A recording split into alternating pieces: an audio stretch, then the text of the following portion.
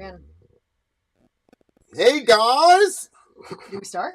Yeah, we're started. Hello! Hello! Welcome to our cavern. We have returned.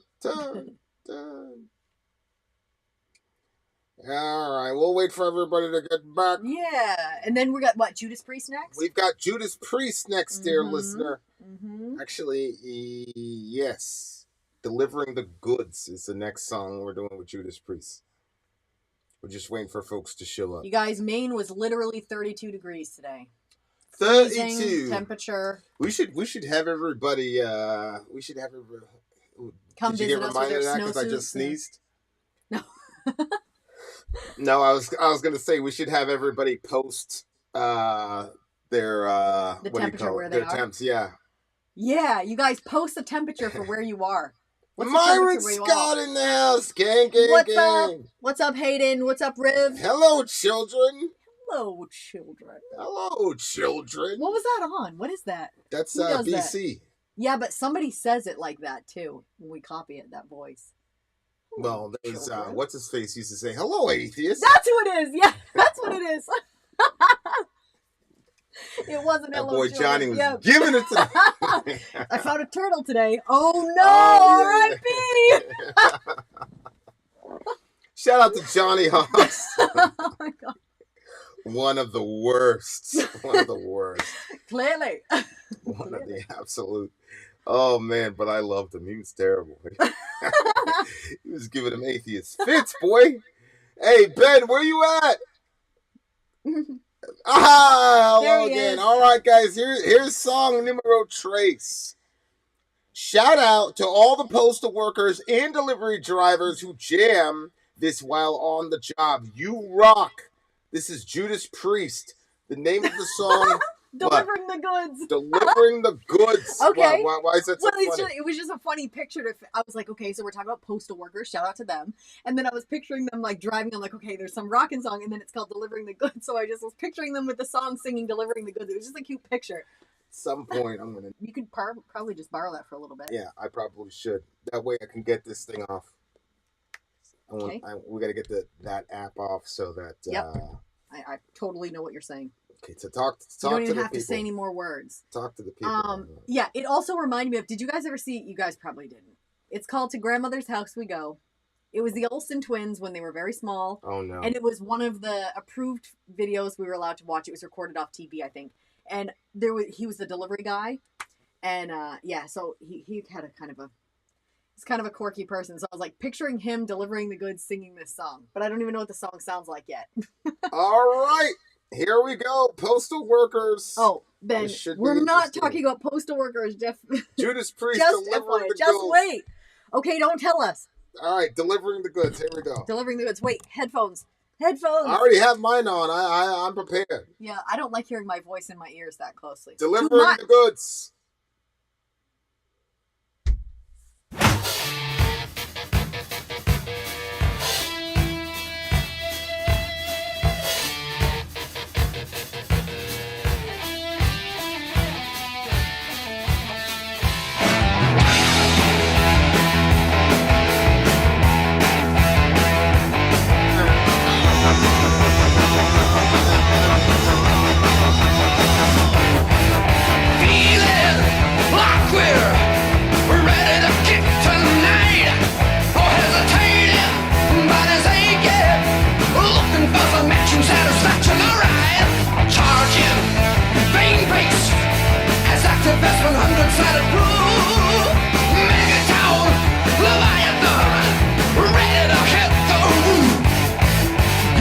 Watch out, away like dynamite.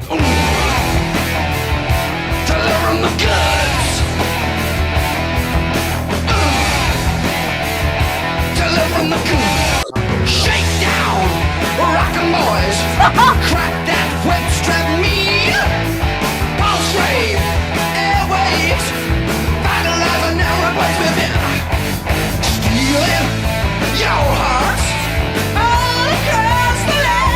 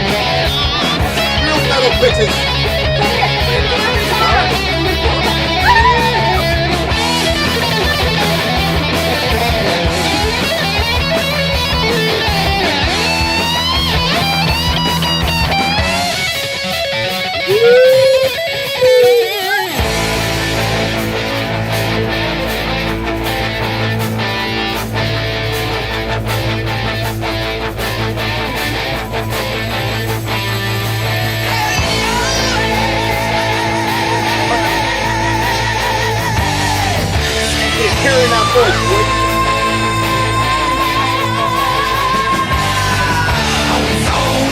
Punches we aim with a conscious bow to do more stamps to your brain. If you're looking for it now, then nothing more than you're gonna do it again and again. We'll beat you to submission, so you might as well surrender. You gotta learn your lesson, 'cause there ain't nobody here to defend. Faster, higher, till it seems that we're gonna break. Shooting further, giving more than you're ever gonna take. Leaving with your heads crashed out on the floor, begging for mercy. Be careful, all it do it some more. Oh, you better watch out and hold on tight. We're heading your way to dynamite. To live from the guts. Yeah! To live from the guts.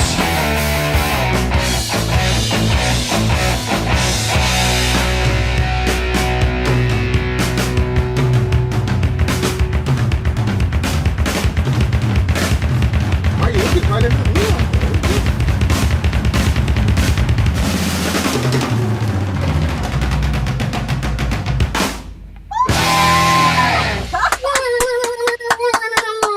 Okay. I don't think it was about delivering Christmas presents. Christmas presents. I don't think it was. This wasn't a FedEx song. Yeah, I don't think it was a song for the good people of FedEx. Although shout out to the good people of FedEx. FedEx for sure. Okay, wait. Oh, I actually want to see those lyrics because I did miss. I think it was about the first verse. I think this sounds like it would probably be a classic metal record for sure. Probably one of my favorite Judas Priest songs as Really? to date. I really like this one. Yeah, this one had a real kind of rock 80s sound to it. It had that somebody talked about toxic masculinity. It was funny, but it had that ugh. Yeah. What's his face? The dude. What's that band that you like that we put up on Patreon because they Guns N' destroyed it? Roses? Guns N' Roses. That's right. Yeah, Guns N' Roses copyright struck us, almost destroyed our entire channel. Literally, almost destroyed. We almost got fired. So we have to migrate all of our Guns N' Roses video onto the Patreon. I'll probably try to get another one of those up for you guys this week. So yeah, be on the lookout. Yeah, but it had that ugh, the dudes used to make sounds like that in songs back in the day, late 80s, early 90s. You'd be like, ugh, it's they're tough. You know what I'm saying? What was it? That was the Backstreet Boys. What was the other band? The New Kids on the Block. We're tough. You know, dudes wanted to feel like some gangsters. It's like the grunting gym sound in music. Oh yeah. Like the Seneca the baby, the smallest one. He's like a year old. He sees us doing these planks, so he'll come along. And you know how you get tired at the end of a plank, so you're grunting. Vin does the plank for 4.5 minutes. I do not do a plank. It's a very long time. I do not do a plank for 4.5 minutes. Okay, then tell us how long it is. I do a plank for 3 minutes and 16 seconds. And then you keep it going while the alarm's off. And then I do 6.5 rings on the alarm, which adds another 25 seconds to it. Okay, so about 4 minutes. That's not 4.5 minutes. Though. Okay, 4 minutes. Okay. I'm not really sure there's a whole lot of difference. There's a big, okay, you No. There's I know there's a big difference between 30 seconds. To the yes, plank I know that, difference. but still, 4 minutes is unbelievable. So he does the 4 minutes, and obviously at some points he'll be ooh, and so the little 1-year-old comes and he lays down on the ground beside him. His belly is completely flat. And he's just going, ooh. Yeah. It's adorable. Anyway, you guys don't want to hear about our kids. Let's hear about the music. Okay, This so song is this kind of like Cowboys Coming to Town, sort of Yeah, like yeah. we're bringing the goods to your town? That's what I'm saying. Like Yeah. every band, that cocky sort of. yeah, like this is we're coming with it. Feeling like we're ready to kick tonight. No hesitating, my body's aching. Looking for some action, satisfaction, all right. Charging, vein-faced, as active as 100 solid proof. Megatown, Leviathan, we're ready to hit the roof. That sounds like 100 solid proof. That sounds like alcohol. Alcohol. That means it's 50% liquor. It's 100 proof. That's 50% just straight alcohol. Good. Good. You better watch out and hold on tight. We're headed your way like dynamite. Delivering the goods. Shakedown, Rock'em Boys. Yeah, crack Cowboys that whip, from strap Hell. me. Yeah. This is kind of like their Cowboys from Hell. Yeah, that's exactly what I thought. Okay, so this, I only like, right there, Have Your Way, Stealing Your Hearts. Yeah. So it's another one, man. Everybody thinks they're coming to town to take all the ladies. Well, not Rob, because Rob Halford was coming. Oh, right. Steal He's the coming dudes. for you. Did you say he's coming for He's me? coming for you. Send me to out of here. I'm coming to you. No, you did not miss Maiden, Tony. Nope. It's still. You were about to, but Yeah. you didn't. Thankfully, we had some latency issues, so you didn't miss Maiden. But yeah, man, like yeah, pretty much, Ian. The song is basically them celebrating. I don't know where this is in their timeline because Judas Priest went through a bunch of shit. You know? I love this one. I friggin' love this one. Well, it's hard because Rob, like that dude, he adds so much to a song that, like, even if it's like a ho-hum song musically, like, he just takes it to such a different level. And there's always one moment in the song where he's like really, really special. I was listening to Head talk about it, and they were all doing some sort of festival together, and he hadn't got to see them play in like 10, 15 years. So he's like, how many times did they get to do that? So he's on the side stage watching Judas Priest, and like he's like, yo, he didn't warm up nothing. He didn't warm up. He didn't whatever. He was just like, he was just like screwing around. And then 5 minutes before they hit the set, he drank some whatever. I don't know what it is. Like, I don't know. Remember that thing that lady had you drink that time? Oh. Okay. Yeah, he drank. I thought he was drinking some 100 proof. I'm like, what? No. He drank some of that, Throat like coat? it's some like throat It's like coat a or whatever tea. they call it, tea. Yeah. And then he went out there and he killed it. All Like, right. like the dude is just, I don't know, man. Like when he retires or when he whatever, like that's gonna be a tough day in metal, man. Because dude is, you know One of what the I'm greats. saying? Like he's One of the greats. and like solo wise, like. The song was just really, really incredible. I think for me too, I'm gonna be sad when he does retire. We haven't even been to one of his shows. Yeah. But I think like there's been some songs that we've listened to or artists that you just like right off the bat or you just hate right off the bat. But he was one that we hated, right? It was inconceivable how anybody would listen to this. I didn't hate him. I just didn't take it serious. I didn't take him seriously as an artist. Yeah, that's probably more accurate. It was like we were laughing. It was like a giant joke to us. Yeah. But yeah, I think that his not his development as a character, but our development as seeing him, like it's been such a ride with him, and I can't believe how much I love this song. Like, what is this? Judas Priest has a new album coming out next month, I think, and Vin and Sori reviewed a single from a few streams ago. Oh, okay. Oh, I've got another one coming out soon. Yeah, I mean, good for him. How old is he now? I mean, they've got to be in the 60s. He's got to be at least in his 60s. At least. I mean, Hetfield is close to 60. Do you think we'll ever see him live? I think there's a good chance we could see him live. I would love to see him live.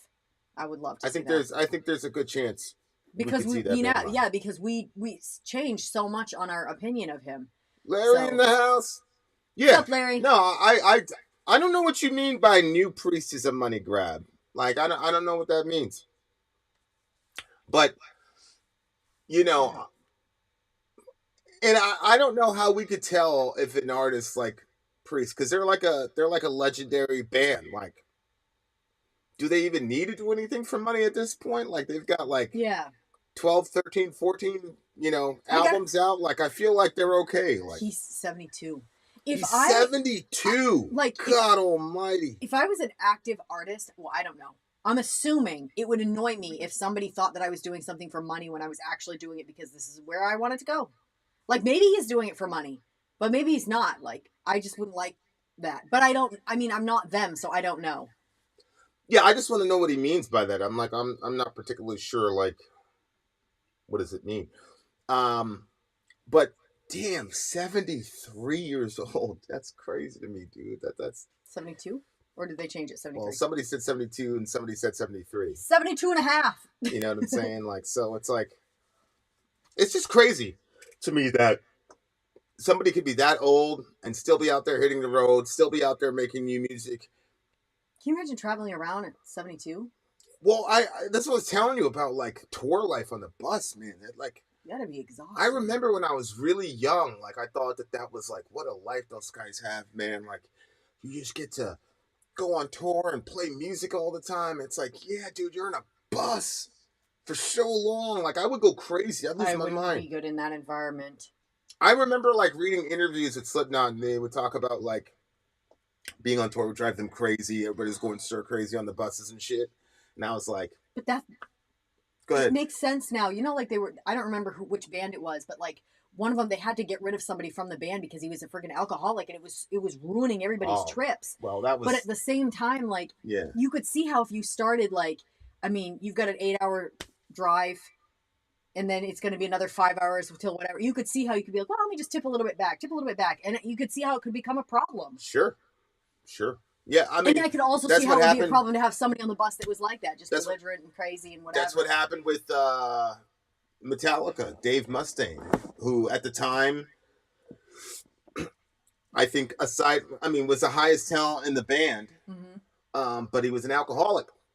And he was more of an alcoholic than they were. Mm-hmm. And he was a belligerent alcoholic. That's what I'm saying. It's just against them, whereas, you know, when they got belligerent, they went after other people. But yeah. So that he pretty much had to get out of there. But, you know, that lifestyle, you know, when I'm looking at the lyrics of the song and I'm like, that lifestyle, like,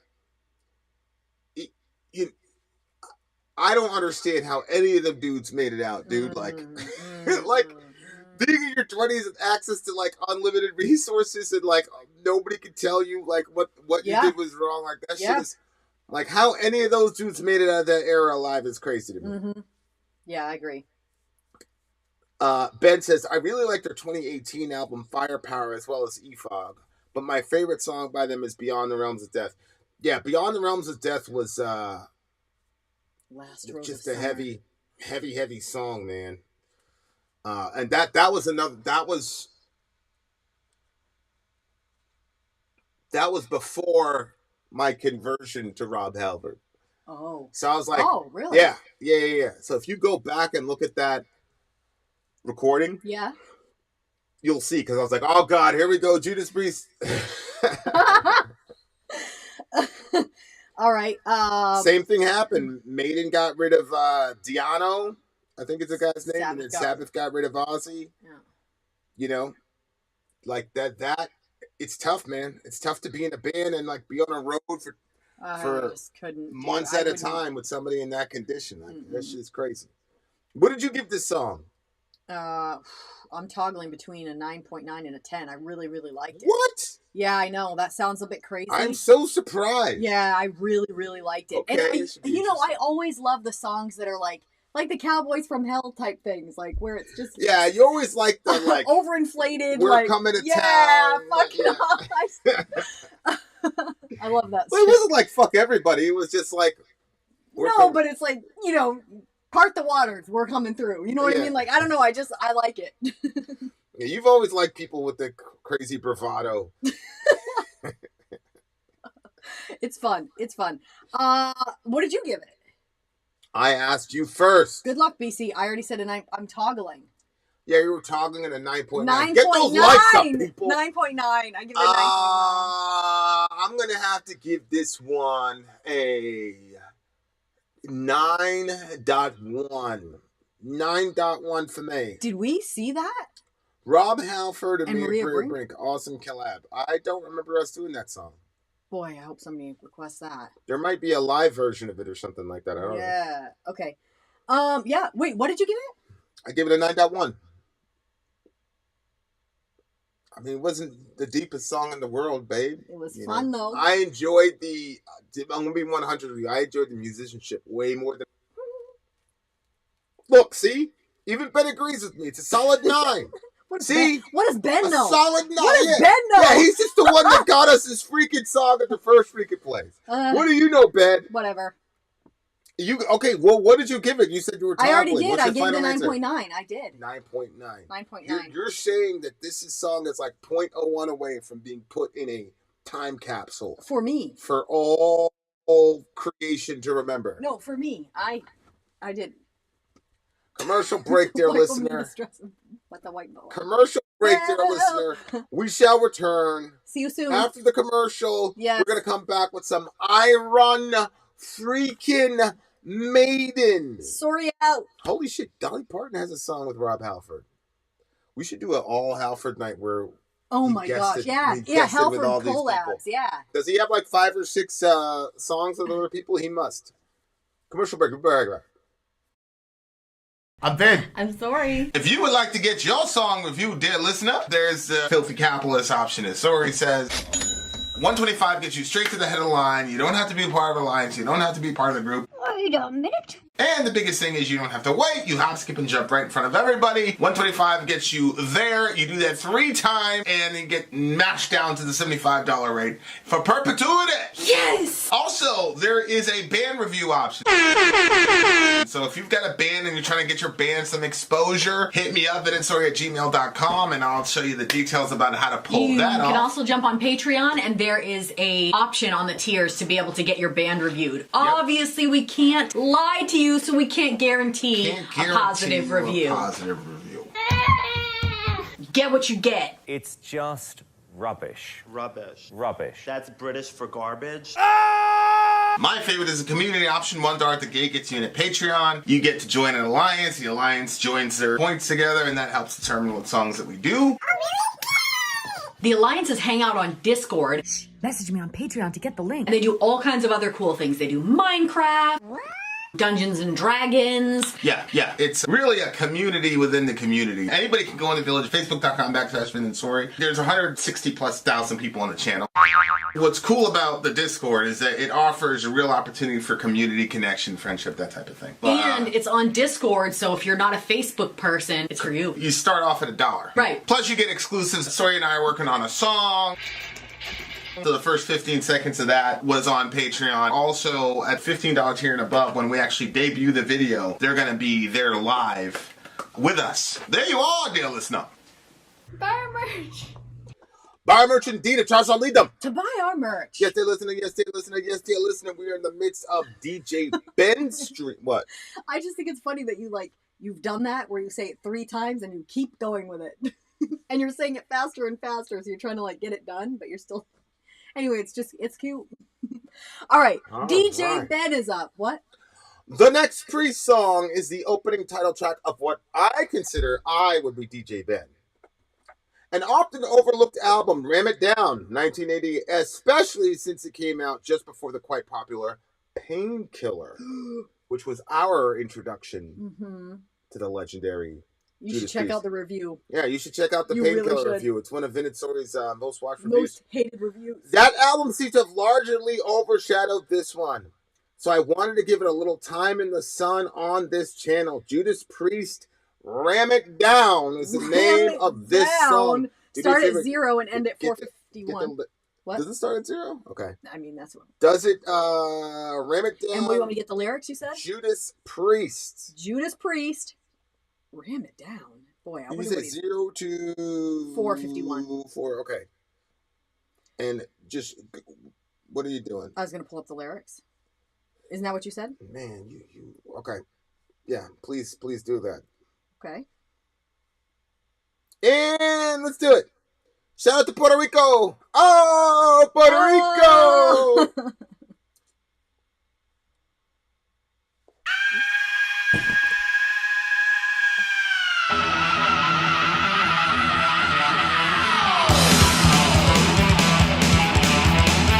Okay. Let's freaking go.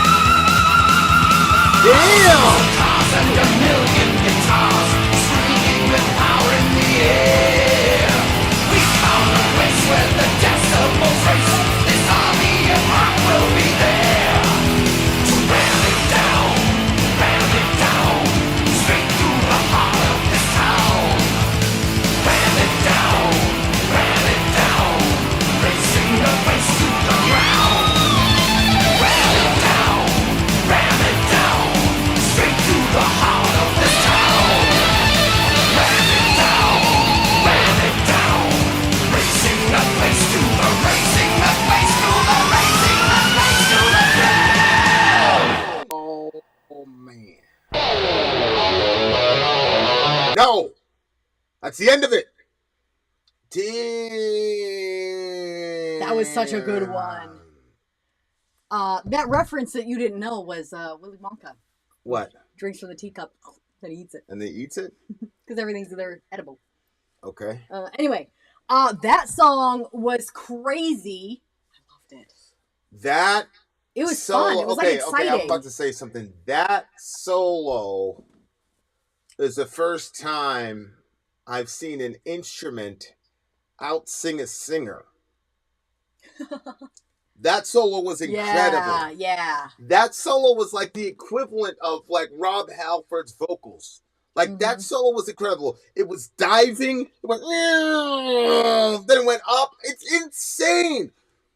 As a guitarist, like I always say, 95% of solos are there to like feature the guitarist. The guitarist is there, like, look at me, I can do something. Pay attention to only me. Cool, nothing wrong with it. I've got a solo I'd put up there, you know, whatever, sometimes on the intro of the videos or whatever.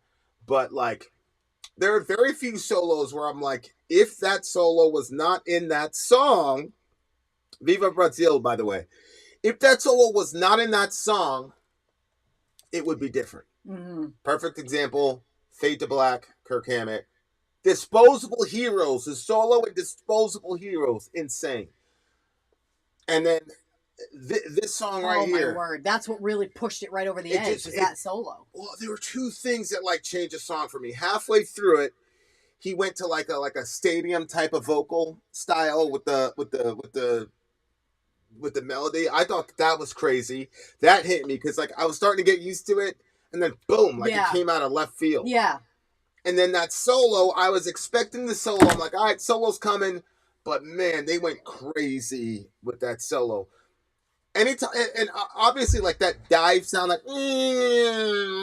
like the first time I really like heard that happen, like as a technique or like a repeatable thing, was Dimebag.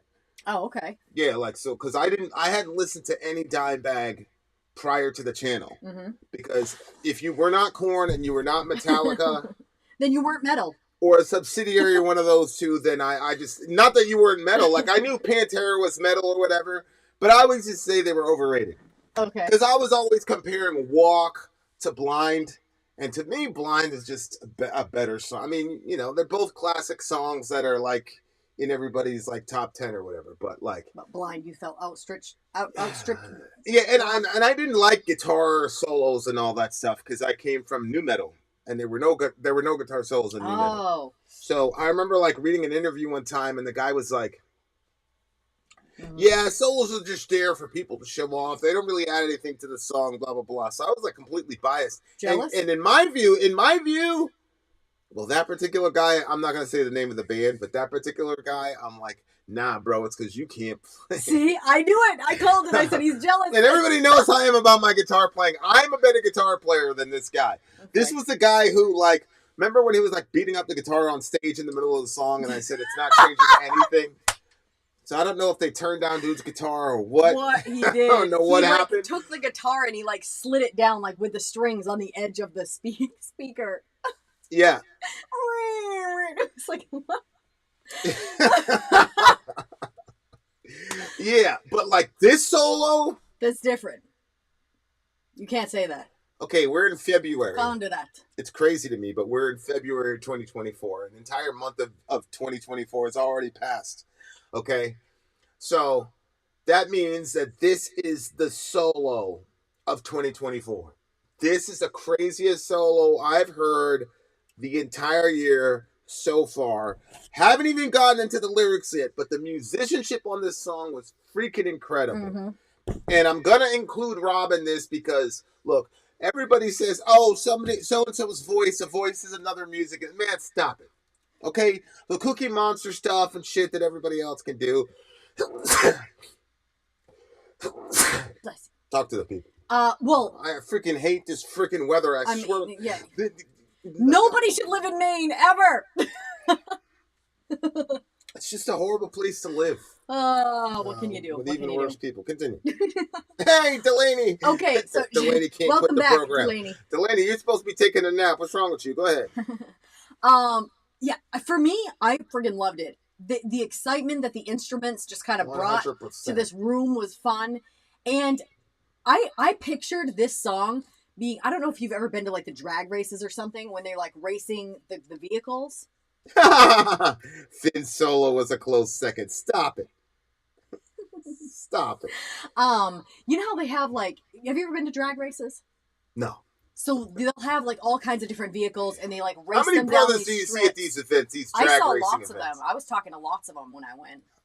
I'm just kidding. I just wanted to see who had the thing. Well, I knew you were lying because you said you were talking. There's no way your racist ass is talking.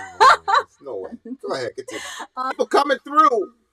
If you want a song reviewed, send us an email, vinsori@gmail.com. Mm-hmm. Go ahead, Help you out. Anyway, so basically they just, like, there might be like these big 18-wheelers that they'll like race them right down, but they just, or they'll drive their vehicles over other vehicles. Like, it's just basically like, it's men shit, when they want to be like kind of grunty and elbow with each other. But Yeah. I freaking love that stuff too. Like, the louder, the crazier. I love all that stuff. So when he's saying ram it down and he's talking about, to me, it was like if you mixed the drag races with his music With the being metal. played, like they were on the stage. When it sort of changed and you said it got like this bigger sort of sound. Yeah. Like, to me at first I was just like hearing it being played over the loudspeakers at one of those events, and then all of a sudden, boom, the curtain goes down and they're on the stage, and then they're playing it, and then it's in between the stuff. Where Like, in that's what I was Maine did they picturing. even do drag race? You guys gotta Oxford. understand. Oxford. Maine has like a 14-month winter. So when would this occur? No, it's you know how they pack everything into the 2 or 3 months of the summer. Yeah, but it was in Oxford, the Oxford drag races. That's where it is. Yeah. The what they call summer is really just a break from the frigid temperatures of Yeah, it's the terrible. rest of the It's terrible. thing. You know what I did? I only went to one of those events once. My sister always told me I could never touch her clothes because she always felt that I ruined them. I did. And I was supposed to be going to the drag races, and I was You like, I also can't looked a go lot there. better in them than she did. I said, I can't go there without a new shirt on. She had a really nice white tank top, and it was very white. I said, that's going to look great with my jeans. So I snuck in her room, I took the tank top, and I wore it to the drag races. And I was like, I'm going to keep this thing, like, very clean.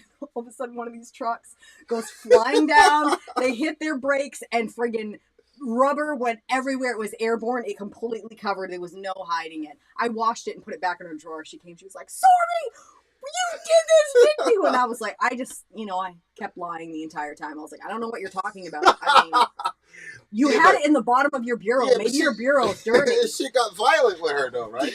Not on that instance, because she really couldn't nail it on me. She And she couldn't was nail pretty it. sure it was me, but I said, your bureau is old, and like maybe it got something on the tank. But she knew. To this day, she said she knows. One of these days, I'm gonna buy a nice tank top. I'll send it to her in the summer month and replace the one I ruined. Yeah. Yeah. Oh man. So it's It basically got me the attention I wanted, so it worked. bodies revving in leather, heaven and wonder, lights are dimming, heads are swimming as thunder hits the stage. Hell breaks See, loose, that's turn what I'm on the saying. juice, get stronger. We metal maniacs begin Yes, to I like rave. that when he called them metal maniacs. Yo, honestly, I don't know anything about monster trucks, none of them shows and shit, except for the Gravedigger. Okay, It's this what's big that? monster truck with like green writing and shit.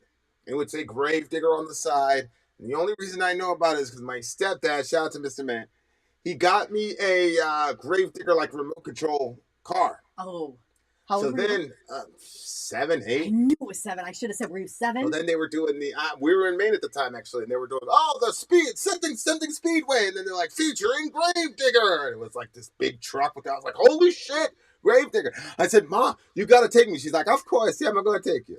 It's never happened. I never went there, never got to see Gravedigger, never got to see none of that Is shit. that still happening? Gravedigger? Still active? I don't even know. Is Gravedigger even still around, that truck? I'm sure Like sure that there's, other ones to go do. Gravedigger's not well, around. if Gravedigger's not, I don't want to do it. Oh I no! don't want to do it. It's my childhood. Well, There's you no can way. create a childhood for your other She was like, 18 billion children. There's no way. No way. There's no way that a Gravedigger's still around, unfortunately. Yeah, probably not. 7. That's probably That's a gone. long time. That's a long time to do that sort of a job. But this is another one of them songs where he must really, because this is almost like back to back, because the subject matter was almost similar to the subject matter before. Yeah, I right? agree. Yeah. So like, especially he talks about hitting the stage. You know, we metal maniacs begin to rave. You know, Hell breaks loose. Thousands of cars and a million guitars. What I thought about that was looking out on the stage when his man is out there soloing and like seeing everybody like air guitaring. You know what I'm saying? Yeah, yeah. Oh, yeah. So when he says millions of guitars, like I know it's kind of like a hyperbole. Like millions of guitars because everybody's air guitar. You know what? Shit. I can't air guitar, but like in my heart, when there's a really good solo, like something in my heart is playing that solo too. Down, I just entered. Yes. Controller of Minds. It was. Good job. Whoa, Gravedigger. Oh, there's a Gravedigger metal band. Oh. Not Grave. About hell being let loose on the stage and all this other thing. Yeah. You know what I'm saying? Also, what happened to "Thou shalt not steal" or lie and shit? Wait. My buddy Seven, after you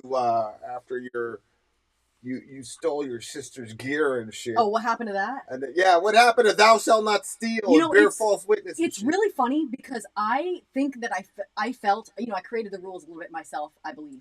Because when I stole that piece of candy from my teacher, which was really like amounted to not really much of anything, I felt so guilty about it that I couldn't even eat the candy. I told my mother. I went back to the school. It was this big giant thing. And I felt horrible about it. But that shirt, I didn't feel bad for that at all. You know what I felt like? I felt like because I was her sister that I wasn't... Well, I'll tell you the truth. I let her use any of my shit, even if it was brand new. But she did bring it back in pristine condition. So I understand why. But yeah, she wasn't going to let me use it. And I felt I was entitled to it probably. I don't know. Yeah, it is a real metal anthem. And like, if you've never been to a metal show, like a rock show, like, I do feel bad, especially like, you know, a big band, just because they're able to spend money on the production, and it's just it's an amazing like spectacle, like especially like right before the band is about to get on, especially you don't know what this like.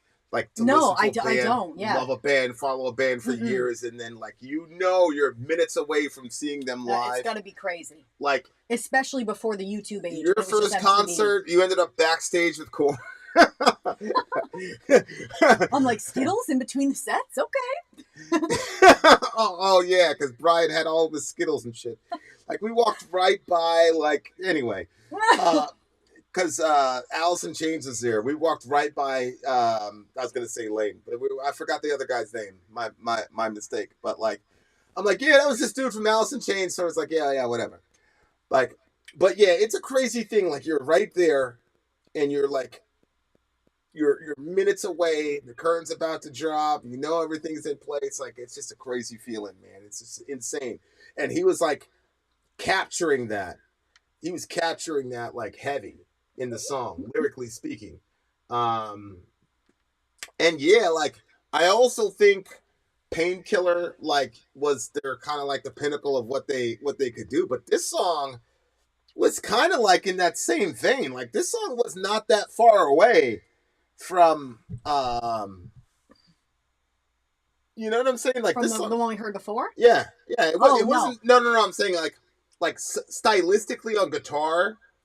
If you compare this and Painkiller, like definitely Painkiller is like the next logical step to what they did on this song is what I'm saying.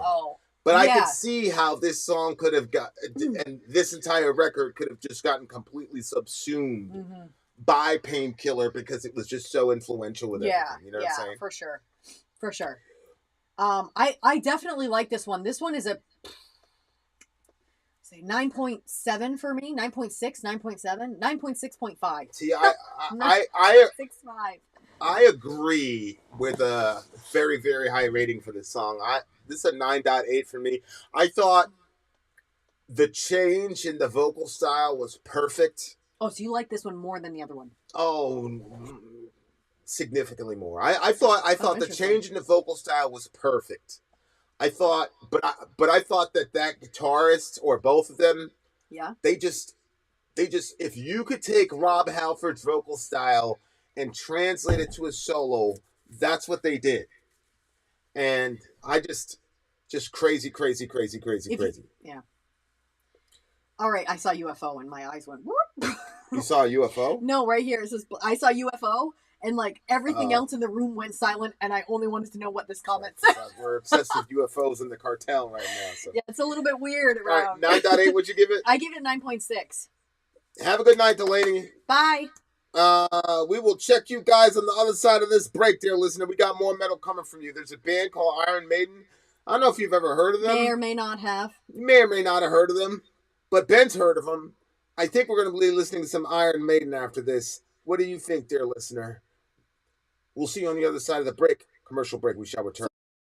I'm Vin. I'm Sori. If you would like to get your song reviewed, dear listener, there's the Filthy Capitalist option. As Sori says, 125 gets you straight to the head of the line. You don't have to be a part of the alliance. You don't have to be part of the group. Wait a minute. And the biggest thing is you don't have to wait. You hop, skip, and jump right in front of everybody. 125 gets you there. You do that 3 times, and you get mashed down to the $75 rate for perpetuity. Yes! Also, there is a band review option. So if you've got a band and you're trying to get your band some exposure, hit me up at vinsori@gmail.com, and I'll show you the details about how to pull that off. You can also jump on Patreon, and there is a option on the tiers to be able to get your band reviewed. Obviously, we can't lie to you, so we can't guarantee a positive review. Get what you get. It's just rubbish. Rubbish. Rubbish. That's British for garbage. My favorite is the community option. $1 at the gate gets you in at Patreon. You get to join an alliance. The alliance joins their points together, and that helps determine what songs that we do. The alliances hang out on Discord. Message me on Patreon to get the link. And they do all kinds of other cool things. They do Minecraft, Dungeons and Dragons. Yeah. It's really a community within the community. Anybody can go in the village. Facebook.com/Vin and Sori. There's 160,000+ people on the channel. What's cool about the Discord is that it offers a real opportunity for community connection, friendship, that type of thing. And it's on Discord, so if you're not a Facebook person, it's for you. You start off at $1. Right. Plus you get exclusives. Sori and I are working on a song. So the first 15 seconds of that was on Patreon. Also, at $15 tier and above, when we actually debut the video, they're going to be there live with us. There you are, dear listener. Buy our merch. Buy our merch, Adina. Charles shall lead them. To buy our merch. Yes, dear listener. Yes, dear listener. Yes, Yes, dear dear listener. listener. All right. DJ Ben is up with another DJ. amazing metal stream for us. Yeah, we just got. Listen, if you want to hear, I usually don't do this. If you want to hear a crazy solo, go listen. Actually, the whole song. It's called "Ram It Down" by Judas Priest. I'm telling you. Check it out. And then don't hesitate. You're not that solo. I'm telling you. If You your won't mind is regret not it. blown by that solo, then I don't know. Check what to your tell pulse. You. I don't know. Start what to there. tell you. All right. Here we go. Song number 5 is Iron Maiden, The Final Frontier from the 2010. Will always hold a special place in my heart. My heart is DJ Ben's heart. Always held a special place in my heart, as it was the first Maiden album I had the pleasure to buy and date on release. The last 2 songs of our stream are from that album. The first one is called El Dorado. El Dorado. Iron Maiden, El Dorado. Y'all, we're about to check it out. So both of them are from that same album? Yep. Okay, that must have been cool to buy your first album, go in there on the date that it was getting released to be able to get it. Go ahead. I feel like that there is something missing when you don't have like something physical that you get when you buy something.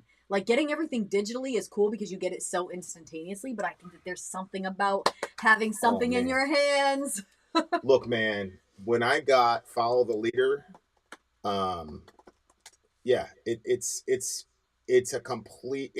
it completes the experience. Yeah.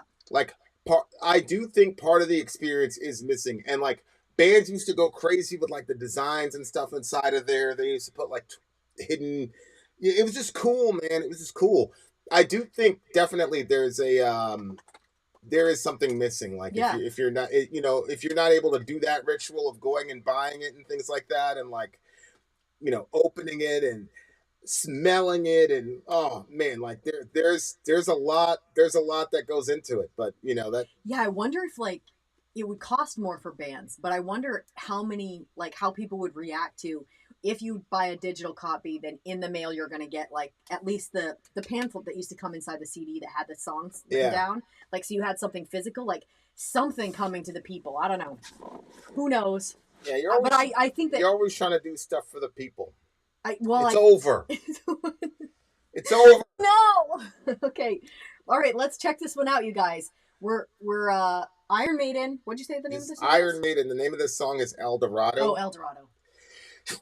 The Road to El Dorado. Wasn't that like a talk to the people? It's like isn't El Dorado like a western?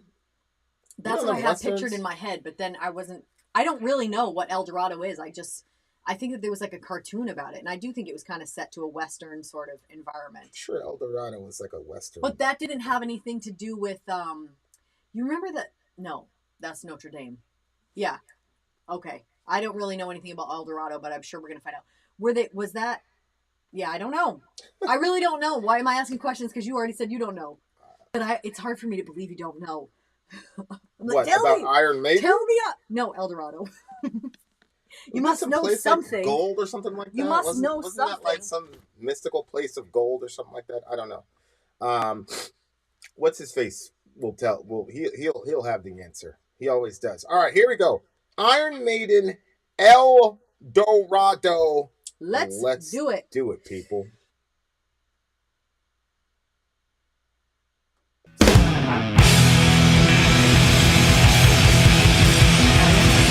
Legendary city is gold.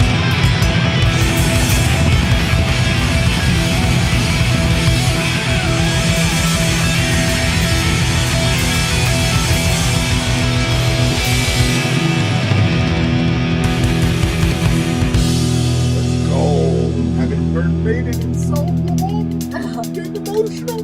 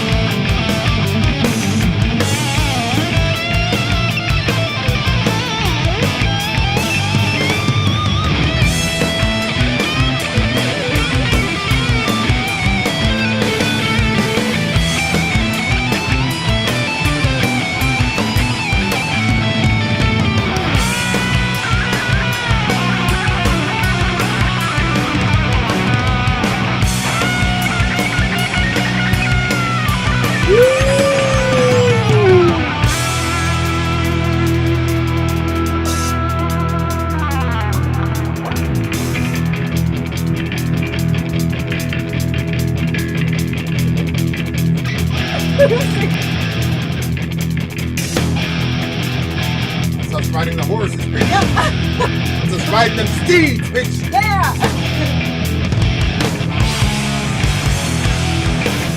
So gone is the glory, and gone is the gold. Well, if you knew the story, how come it has to be told? Well, you could say I'm a devil, and I wouldn't say no. But out here on the dark side, hey, I'm gonna show.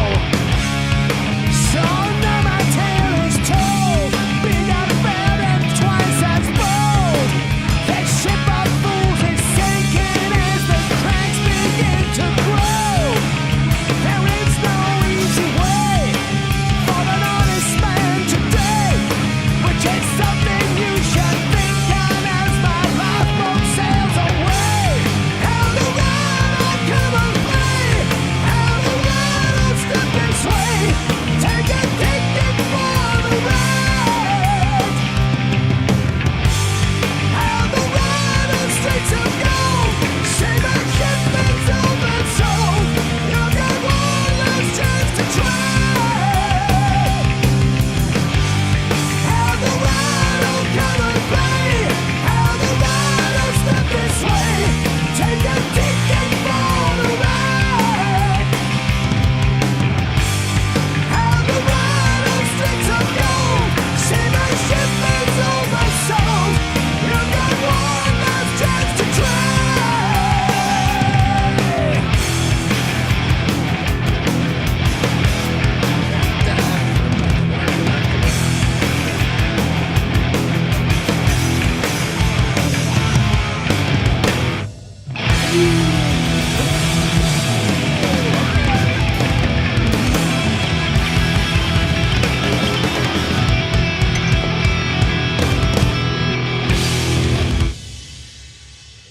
Shout out to President Biden for being a pal, We appreciate the like. giving us a like.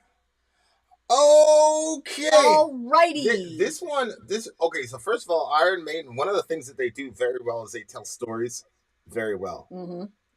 And like that, I always respect because that's something that Biggie did as a rapper that I think really set him apart from everybody else. Like big storytelling was insane. Like, yeah, I mean, I showed you that one with the Arizona Ron.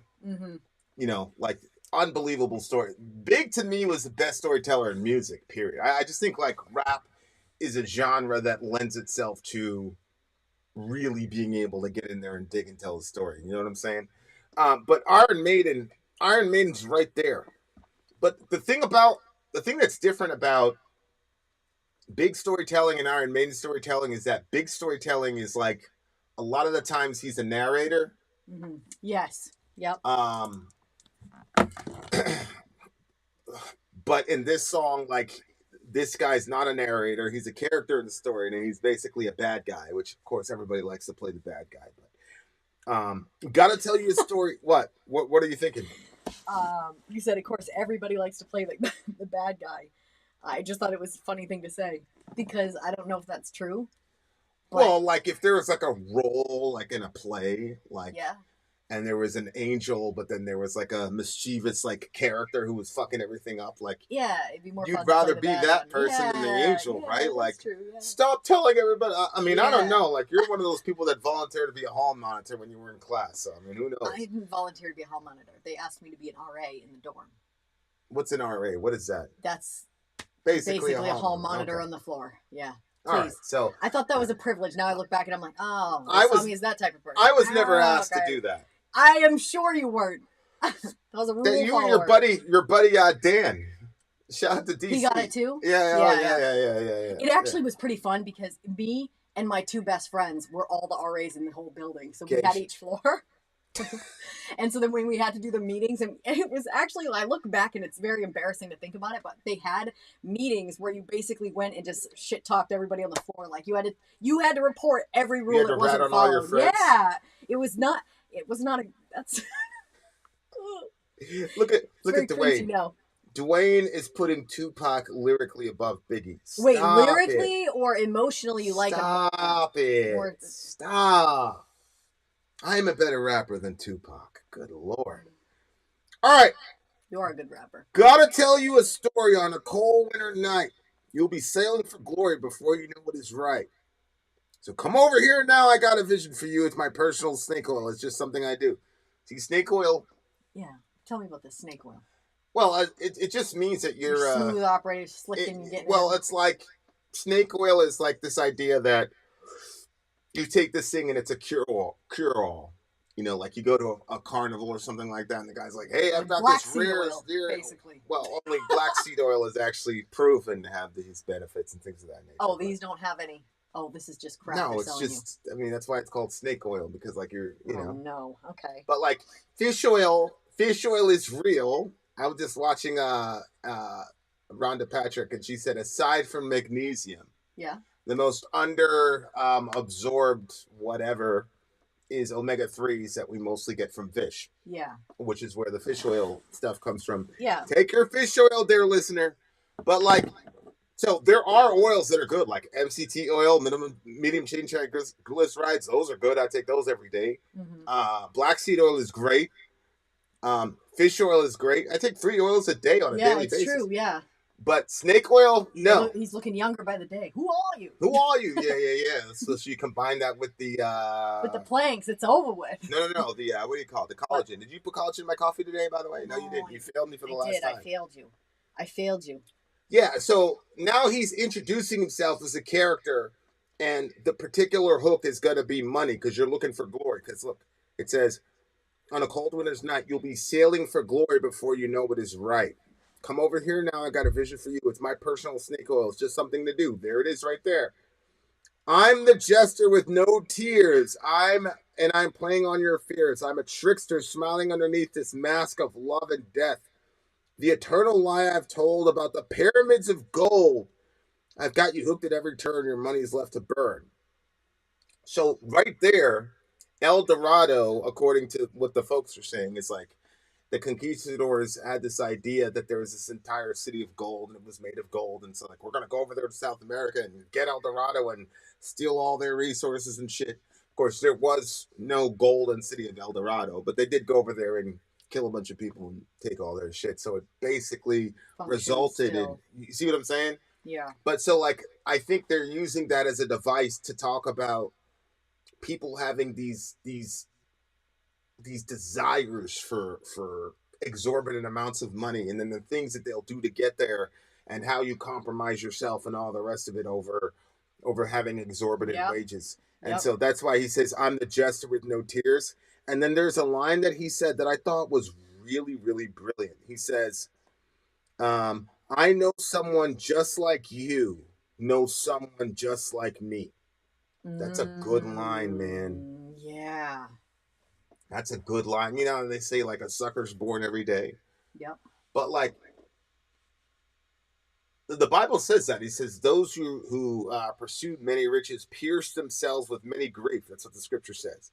It's like people who want to get rich and like, you know, make their lives the best of everything and all that. You end up piercing your. Oh, I mean, one is like you end up doing things to people that you normally would not have done because you're trying to get that money. Mm-hmm. But yeah, man, it's a pretty grievous thing to do, and yet like we're in a climate right now where there's a lot of folks getting pressed, man. Yeah. Like it's easy for people to say, oh, you know, don't go after riches, and then at the same time you got people getting pressed. So this guy is, you know, incarnating is that like the lust for gold and the lust for power.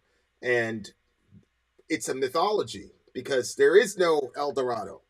And a lot of people, especially like successful musicians, they don't understand that. And I try to explain this to people, like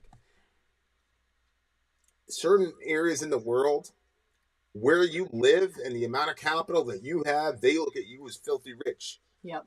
But your experience, you don't feel like a rich person because everybody around you is rich according to those standards, mm-hmm. right? And so, like, if, let's say, you were living a $40,000 lifestyle, right? And then somehow you win the lottery. Now you're living a $10 million lifestyle. And then you have kids. Those kids are not going to think they have a $10 million lifestyle. Nope. Yeah. Those kids are going to think they have a normal, regular lifestyle. And they're not going to be impressed with anything they have. So it's a real, it's something that you really have to think through.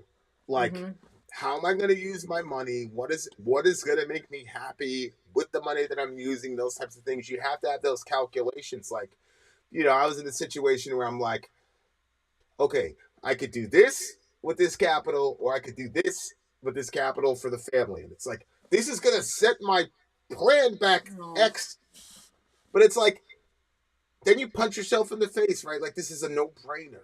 Like, I'm doing this for the family in the first place. So, but if you don't have something to like really root you, and if you don't really know what your values are before you come into the money or whatever, like, you're gonna get in a lot of trouble, man. That's how people get untethered and start flying away and going crazy and all the rest of it, is when they don't understand why they're making the money that they're making. Yeah.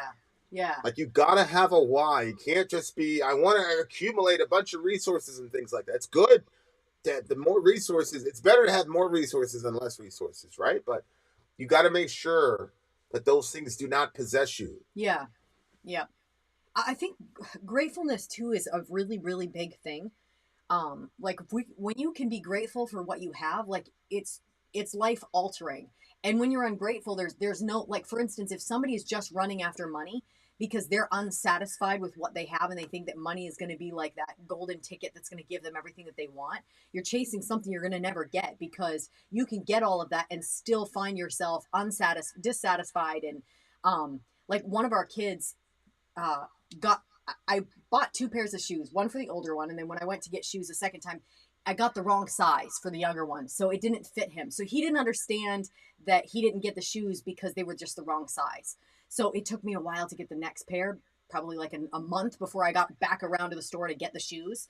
And I brought him his shoes, and he was like over the moon, Reza, so excited about his shoes. Those shoes are probably, 8 months old? To this day, if anybody out in public comments about his shoes, he stops real proud and looks at him and says, "My mommy bought me these shoes." Yeah. It's so cute. It steals my heart, but he's like still happy about those shoes because he's super grateful about them. And the opposite could have happened. He could have been grumbling and angry that he didn't have shoes because his brother had some. But instead, he was just like, okay, whatever, and just kind of, dealt with whatever he had. And then when he got them, he was just, gratefulness is probably one of the sweetest, most beautiful, what do you call that somebody can have? Virtues that somebody can have. Yeah. Yeah. No, that's really good. And we said at the beginning of the year, gratefulness was going to be the, what was it? Walk by faith and not by sight. Well, a soft answer turns away wrath was last year. Yeah. Last year, our family motto was a soft answer turns away wrath. That's that's in the Proverbs. And then this year we set the theme of, we're going to gratefulness. Gratefulness and walk by faith and not by sight. Well, maybe walk by faith and not by sight is my personal one. Yeah. Maybe I'm making that the family one, but definitely gratefulness for the family for sure. Yeah. Like, and it is good to see it. It's a good thing. A lot of like, as a parent, you have a selfish motive to teach your kids gratefulness, right? Because like the people that your kids are going to be most grateful to initially are going to be you, because you're getting them everything. But thank you. But you have to come up with things that are going to psychologically defend them from the zeitgeist. And like I said, like the capitalism question and all the rest of it is a lot more complex than either side wants it to be.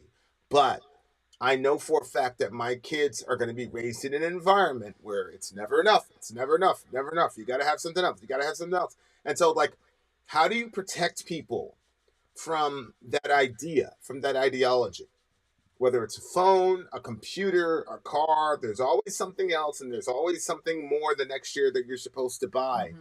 How do you protect them from that? And I do think, like, gratefulness, teaching your kids gratefulness is a good, and a good work ethic is a good way to balance out how to make sure your kids are successful in a capitalist environment without getting completely deceived by the idea that things and the accumulation of material is going to equal happiness.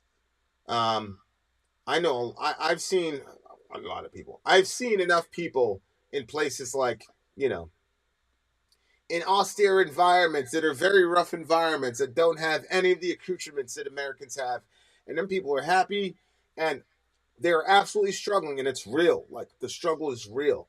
But, like, when the day is over and all that shit, like, they're together and, like, you see them, they're happy, they enjoy each other's company, they have a very, very simple life, and they're good. And meanwhile, every third American is in some therapy thing, which is get the therapy, man. Mm-hmm. I was talking to somebody today. They were like, they were going back and forth with me. It's my family, so it is what it is. And this person was like, go see a therapist. And I said, yeah, for sure. For sure. But, like, this is where we are, like, as Americans. And then you got other people that are don't have the resources we have, that have figured it out. And I just think that's what happens. Like, the advertisers and things of that nature, that they are. And I remember, because I remember when I was in corporate America and I was in one of those boiler room situations, like, yeah, like, we were trained on how to create the need. You know what I'm saying? Like, and that's how you make most of your sales. If you can convince somebody that they need or that they want this thing, you're going to get the sale, And so, like, I learned all that stuff, like, when I was coming of age into the corporate world. And a lot of that, like, created a lot of my mindset on things. It's one of the things that really soured me to a lot of the holidays and other things, as far as, like, the financial side of the holidays. I was like, oh, this is just all need creation. Oh, it's Thanksgiving, I need to buy this. Oh, it's Christmas, you need to buy this. It's like, oh, you're just creating all these different needs that then get solved by, parting with my capital or getting myself into debt. So that you're like, this shit is crazy. Mm-hmm. Yeah, fear of missing out, of course. Of course. Yep. Well, we actually talked about if Paul were dead or not, and if the moon landing was a hoax. Yeah. I'm actually gonna shoot it. I'm gonna have, like, a fireside where I'm not gonna do any reviews.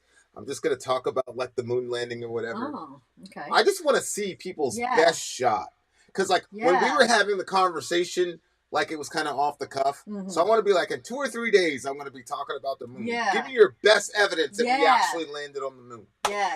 I think it'll be a very interesting discussion in epistemology. Yeah. There's a reason why companies do not advertise to people over 40, because they know by then they're full of shit. Yeah. That's interesting. I think that there's probably a lot of truth to that. You're probably right. I think there's a lot of truth to that. And so, like, the song El Dorado was pretty crazy. And it's also, like, it's interesting because this guy, by this time, is a multimillionaire, very famous person. Yeah. And so there's a sense in which you could say, easy for you to say, Mr. Iron Maiden guy. Mm-hmm. But at the same time, you could also say, he might have seen, like, the fallout of this thing. Like, because a lot of these guys especially in our metal subculture, didn't make it out of their 20s. Jeez. Yeah. They either off themselves on purpose, or they were so drug addled that they unalived themselves on accident. But either way, they did not go out in a happy situation. Hey, you and Miss Mud, you guys are going to start a new movement. I don't think we landed on the moon. So you're with her. You don't think we landed on the moon? I really don't. At this point, I need to be convinced that we did, because I really don't. I don't think so. There was motive for why we didn't. There's other evidences. I mean, I know. I mean, I'd like to relook at some of my information that I saw, because sometimes when you see it a second time, but I mean, there's just, since the beginning, since the very first time I saw any of the footage from that moon landing, I remember saying, whoa, that looks like a set. I said that out loud. I said, that looks like something we'd see on TV. All right. Well, but everybody was like, well, I mean, they were trying to make it look like the moon. Victor Bradshaw says he wonders where the moon rocks came from, though. if that's the case. I mean, for me, that doesn't mean anything again because first of all, I didn't test the moon rock, so I don't know. I mean, the moon parking rocks lot outside of the set where they shot the moon literally, landing. they could have created those in a friggin' lab. They could have pulled those out of the ocean. Like, I don't know where they got these things they're calling our moon rocks, but if they're telling us that they did a live stream from the fucking moon, get the fuck out of here. Not in 1960. I have a problem. I have a problem with that too. We're struggling in 2024. Right here on the same planet as y'all. You saw what happened. You live streamed from the moon in 1969. I didn't know that was the story they were trying to tell us. I thought that when they returned, they brought the footage back. Miss Mudd said, if we really land on the moon, there'd be at least a Super Walmart and 6 Starbucks up there by now. Minimum. Hell yeah. And we would have been doing like regular trips to that motherfucker too. We only did it once, and we conveniently did it before the Soviets. There was a race, and we won, and we put out the video. I feel like that all that was just to show them that I think it was, come on. Yeah, Skylar, I am. I'm not going to believe everything I hear. You know what I did? The only thing that's really fascinating to me is that I thought we were supposed to question everything. I thought we were supposed to be skeptical. Only when it comes to church and religion. But yeah, it's weird. Like, then you question something like this, and they're like, "Oh, you're one of those people." It's like, well, wait a second. So we're only supposed to question religion. I got it. Okay. All right. Oh, we're only supposed to question what you question. Right. All right. What did you give that song? Oh boy. 8.7. You gave this song an 8.7. I did. You know, I've not really ever. This is Iron Maiden. Okay, I'm not gonna. I've not been a big Iron Maiden fan this entire time. I don't think. I don't really think that they're my. Go ahead. What are you giving it? This had at least a 9.5. 9.5. How do we feel about the flat Earth? The moon. Well, I think the curvature of the Earth is self-evident. Yeah, I feel like that too. I mean, I look up and I'm seeing a dome. Pythagoras knew that. And also there's I don't see a correlation between flat Earth and the moon landing. Like, moon landing requires 100% faith. Yeah. Because we weren't alive. So, in order for the moon landing to be true, we have to have 100% faith. Because we don't have, our government's not giving us any evidence, right? So we have to believe that those clips, those little 30-second clips that we all saw were absolutely true. And then we have to believe that our government's narrative about it was absolutely true. That's 100% faith. And, you know, I don't know. But we'll talk about that another time. This is a 9.5. Okay, what did you give it? I already gave it a score. All right, we got one more song. It's so fascinating how emotional people get also about the moon landing. Yeah. Like, why? Yeah, why is it? Okay, Middle, I know that you watched it, right? But how do you know that you were actually seeing a broadcast from the moon and not something in... it's a genuine question. Yeah, Middle, that's the whole... How do you know it wasn't some recording studio in Los Angeles, California? And like, how do you know? I mean, so they did. That is the story that they told us they were live streaming from the moon. I'm sorry. It's laughable to me. Like, I understand you guys are looking at me like I'm crazy for saying we might not have landed over there, but it sounds absolutely outlandish to me that in 1960, weren't you still in black and white TVs? I think it was 69. Okay, 1960s. So 1969. Well, yeah, black and white TVs, but we had to take the live stream all the way from the fucking moon. I don't know, guys. I don't know. All I'm saying is I don't know. And the people I have to believe are government. Right. You're essentially saying I should have complete faith in the government's narrative about an issue. And I'm sorry. I've had myself personal experiences that make me a little skeptical about any fucking government narrative in the last 100 years, honestly. Well, again, how do we know Kennedy got smoked? I'm sorry, but that's not as difficult to me because we never saw him again, right? We never saw him again. Whereas with the moon, we never went there again. Like, it literally went in the opposite direction. Like, And if then somebody says Kennedy got smoked and we didn't see the Magruder film where you see his head explode and all the rest of it, and then 5 months later Kennedy's up there making a speech, and I'll say, okay. yeah. But this? what am I supposed to use as evidence? I don't know. This doesn't make any sense. I mean, it's been friggin' 50 years. Now here. It's common for evangelicals to dismiss the moon landing in science in general. We don't dismiss science. We're more up on science than you are. No. We can do this in a logical way. All I'm saying, guys, is for me, I was alive when this happened. Yeah. If you have actual evidence about the moon landing, I'm sorry. I saw it on TV. Doesn't do it for me. I'm sorry. Okay? Our government had motivation to lie. It makes, and I support it, by the way. I support it. It psychologically got our country to where we needed to be, and we ultimately beat the Russians.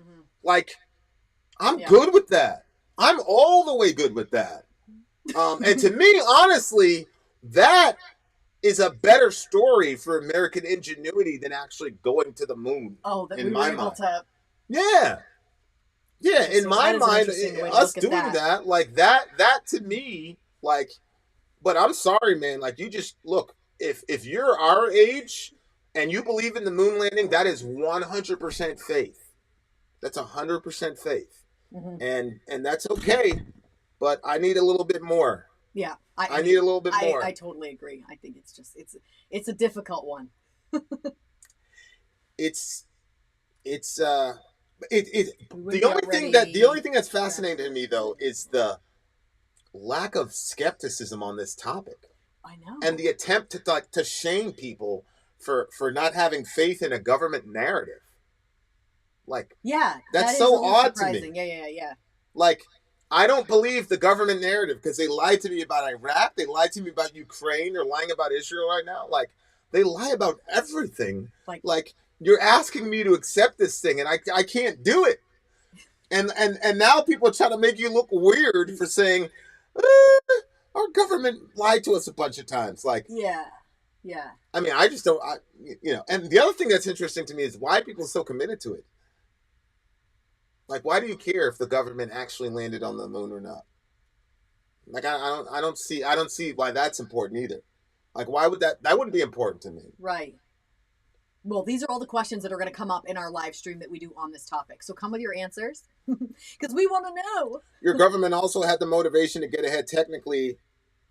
Yeah. Than the Soviets. Sure. My thing is, the only thing that's weird to me, you have to admit, guys, is a lack of skepticism from everybody. That's like people are trying to, and then like they always bring up the flat Earth. I'm not saying you did that, Cecil, but they always bring up the flat Earth thing, and I'm like, you think that the moon language is equivalent to like the curvature of the Earth? Yeah. Like, we knew this for a long time. Like, if you look at Pythagoras, like, we knew that the Earth, we didn't know it was an oblong sphere, like what we would say now per se, but we all, that's like clear, proven, that's math. Like, you can mathematically demonstrate that. You cannot mathematically demonstrate that we went to the moon. To the moon? Yeah. So, like, even like that analogy to me is so odd. Like, I don't see how that works. Like, it's like comparing, like, I don't know, like, Harry Potter to natural selection or something. Like, what? Like, natural selection, we could see it. I don't know if there's maybe a connection between, like, maybe the flat earthers are like, maybe they don't believe the moon landing either because, well, have you ever heard people say, well, we know that the Earth is a sphere because we went to the moon and we were able to look back and see it. No, I've never heard of this. No. I mean, I don't know. This is just math. The curvature of the Earth, it's just math.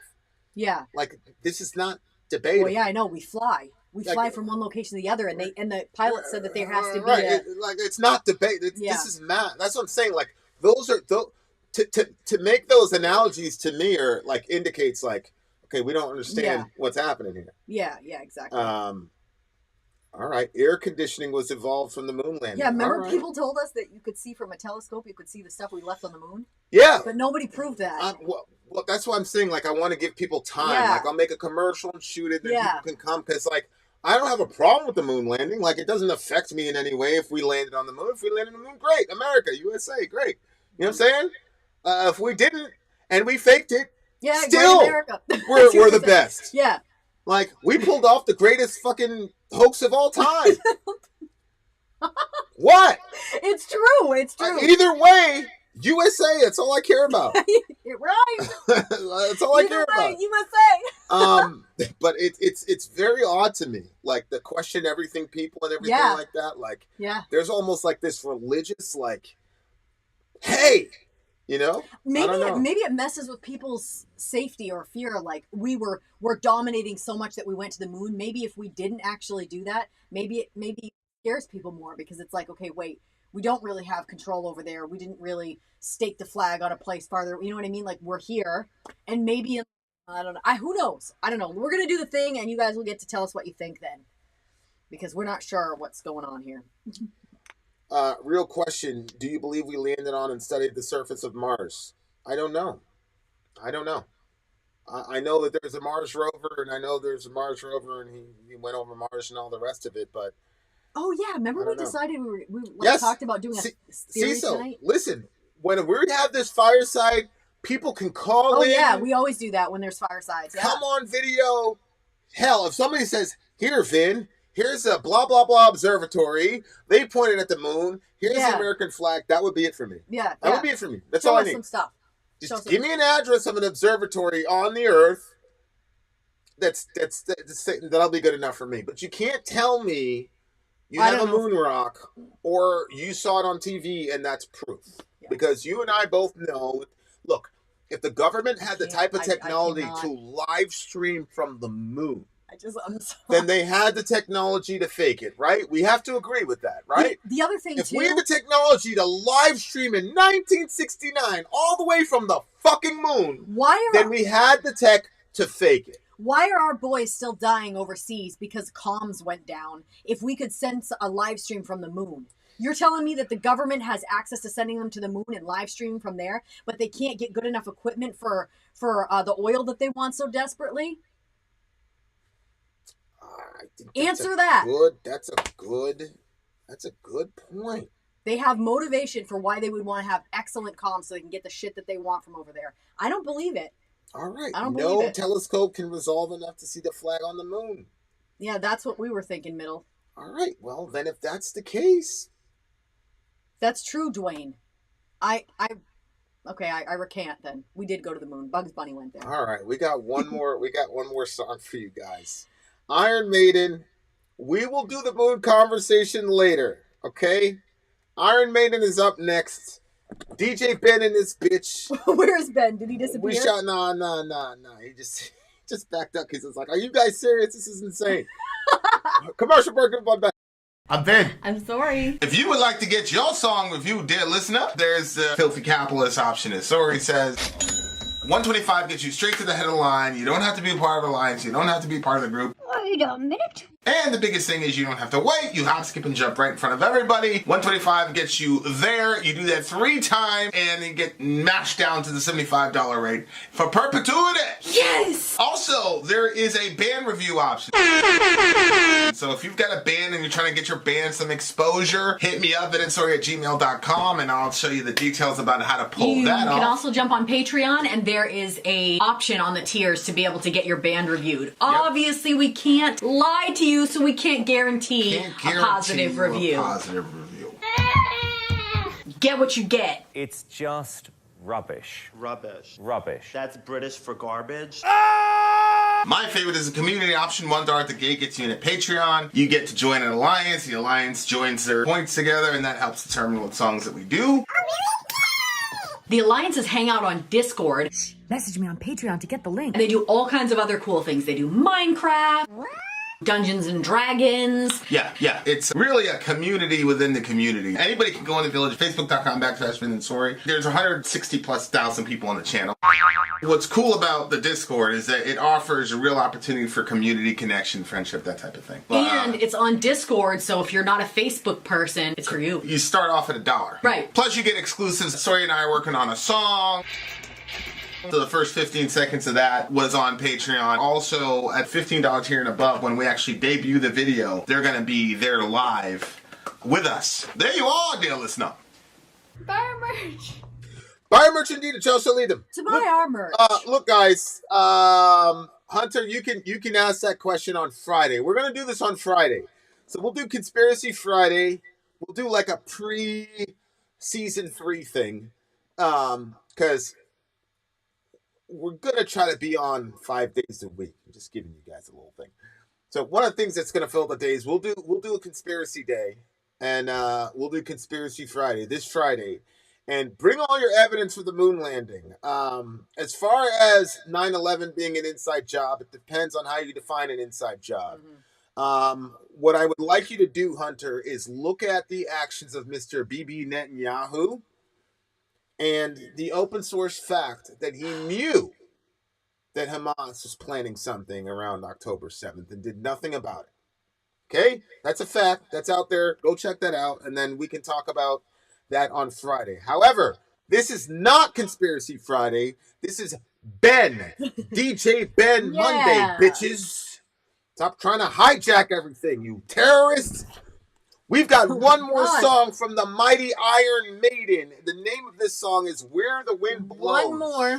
Where the Wind Blows. Let me read Where the the final. Wind Blows? Yeah.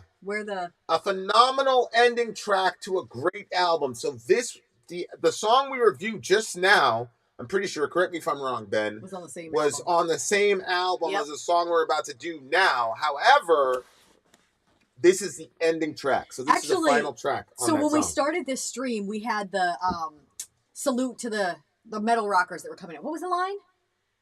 So they were saluting all the metal rockers. Oh, the AC/DC song. Yeah. So we opened up with that. To all those who came to rock. We salute you. We salute you. Like Yeah, that. yeah. So we started out with that, and now we're ending with the ending track on that album of the Iron Maiden one. Yes, so it's kind of like a perfect little. I want to get the lyrics. A perfect little start and end cap. So I feel like it's been bookended. It's probably. bookended. Look at all these beautiful lyrics, baby. Okay, let's Look check at all it these out. freaking beautiful lyrics. Hold on. You guys, Friday night. Put it in your calendar. Friday you know night, what time? guys. What time? Friday night. Conspiracy Friday. Conspiracy Friday. What time do you think we'll start? So people will kind of. What do you think? 8?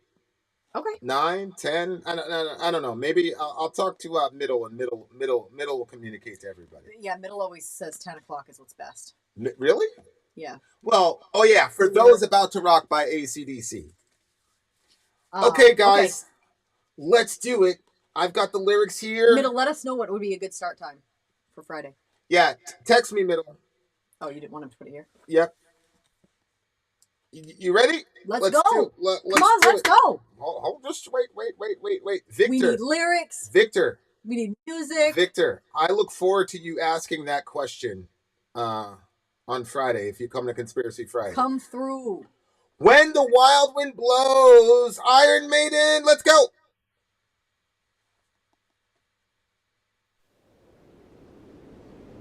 Uh-oh.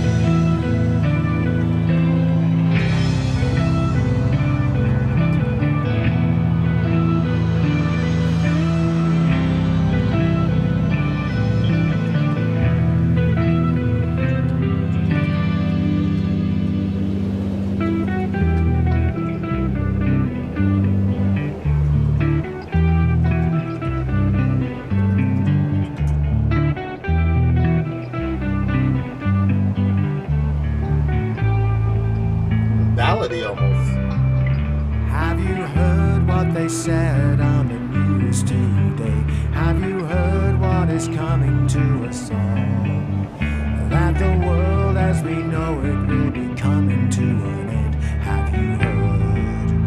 Have you heard?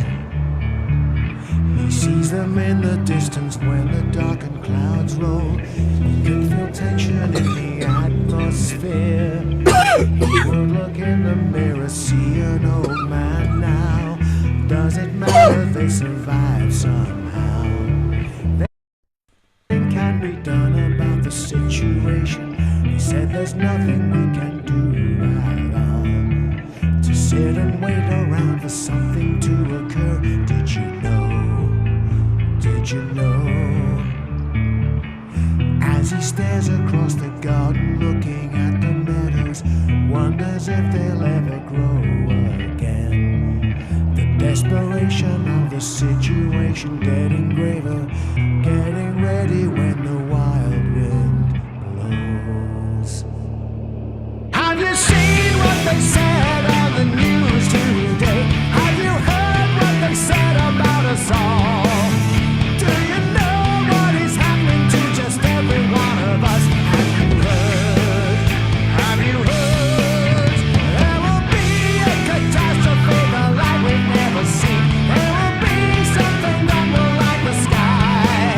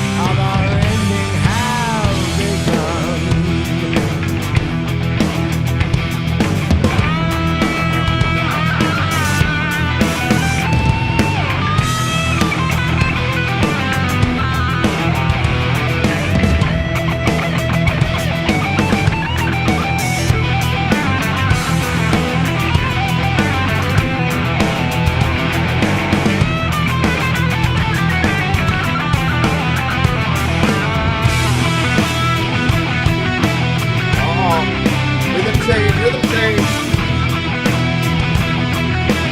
Look it up top.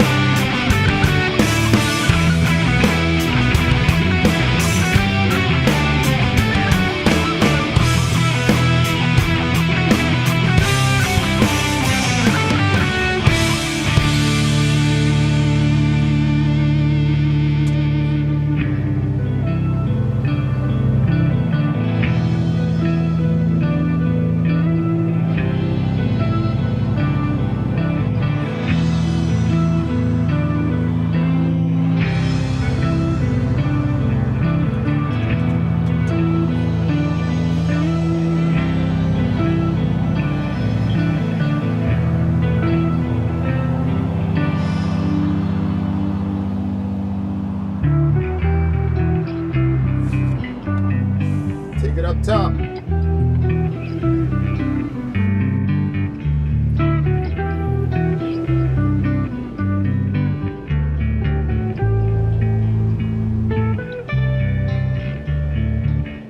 When they found them, had their arms wrapped around each other, the tint of poison laying near by their clothes. The day they both mistook an earthquake for the fallout. Just another when the wild wind. Yo.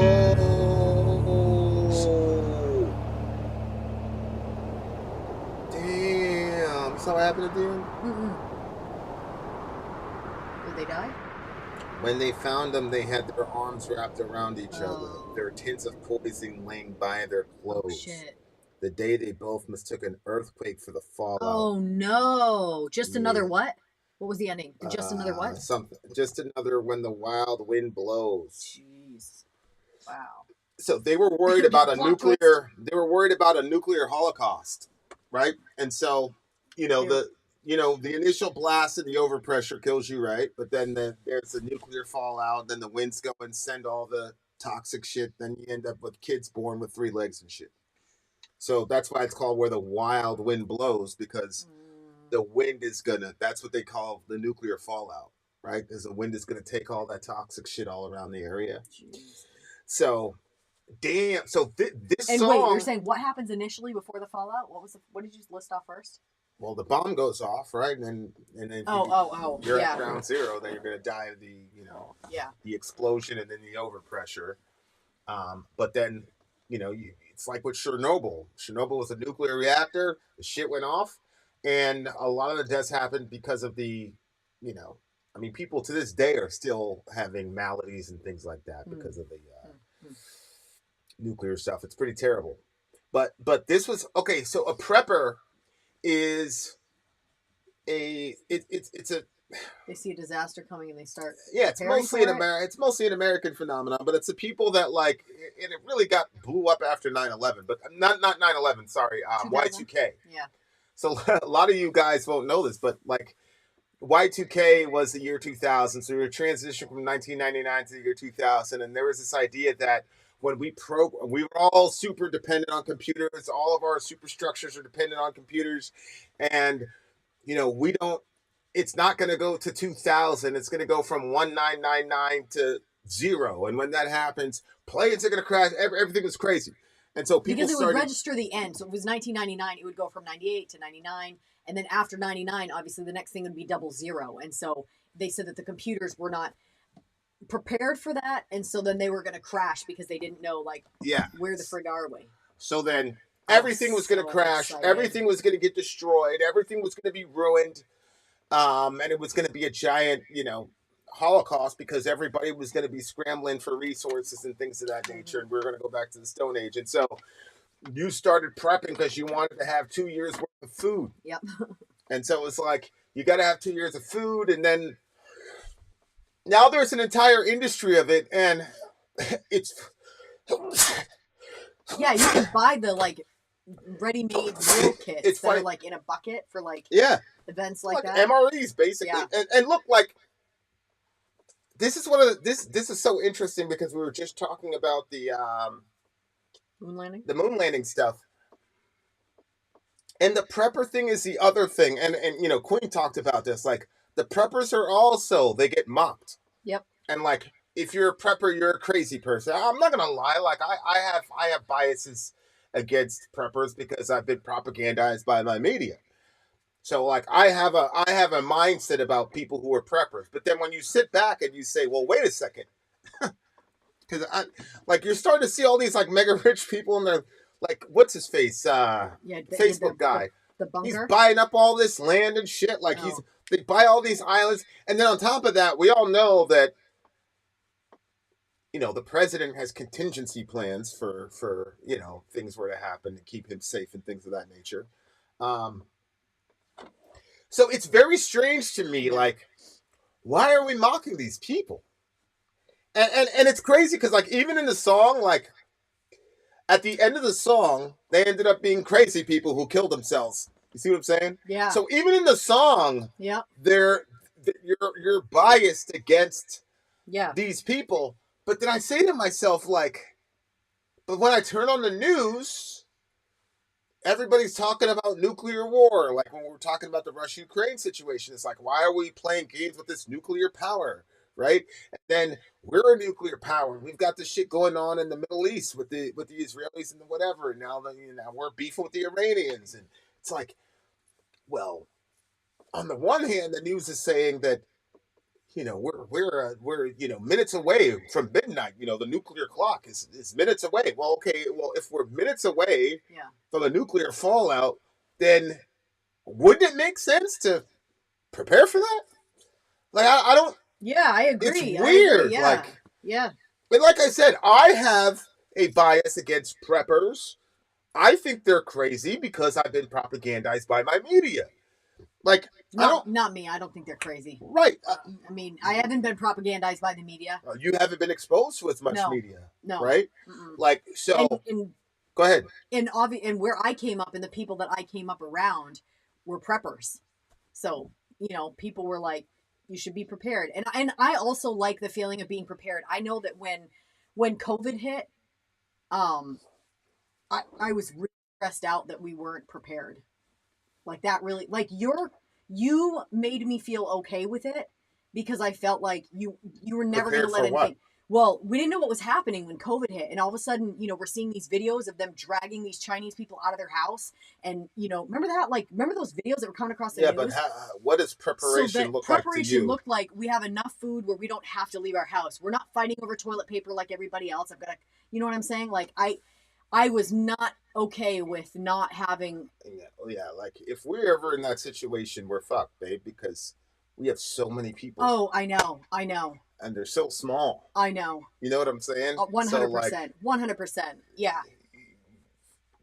That's not going to be the strategy. I understand. I don't know what the strategy would be, but for me, the only thing that I had was to be prepared. You should have rows of cans and plenty of toilet paper and stuff. But as you said, we have a lot of people in our family, and so you don't waste entire rooms filled with preparations for 2 years. You don't have space for that. I mean, we. Yeah, yeah. But we were good. I just didn't know what was going to happen. Like they were talking about locking people down in their houses and patrolling with guns. I don't know if you remember when that was getting discussed.